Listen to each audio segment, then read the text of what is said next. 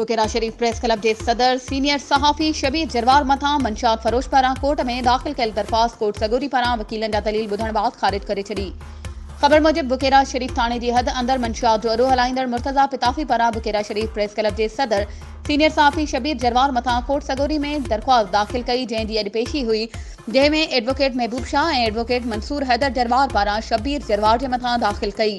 पूरी दरख़्वास्त ते ॿुधणी दौरान मज़बूत दलील ॾिना, जंहिंखां पोइ सेशन जज पारां दाख़िल कयल दरख़्वास्त खे रद्द करे छॾियो। उन्हीअ मौक़े ते शबीर जरवार सहाफ़ियुनि सां ॻाल्हाईंदे चयो त असां हमेशह हक़ ऐं सच जी सहाफ़त कई आहे।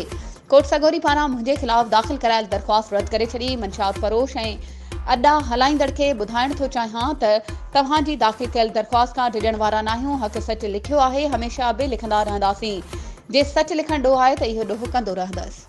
वधीक ख़बरुनि ऐं अपडेट्स जे लाइ असांजे चैनल खे सब्सक्राइब कयो ऐं हा, बेल आइकन खे प्रेस करण न विसारिजो त जीअं असांजी हर नई अचण वारी वीडियो तव्हां ताईं पहुची सघे।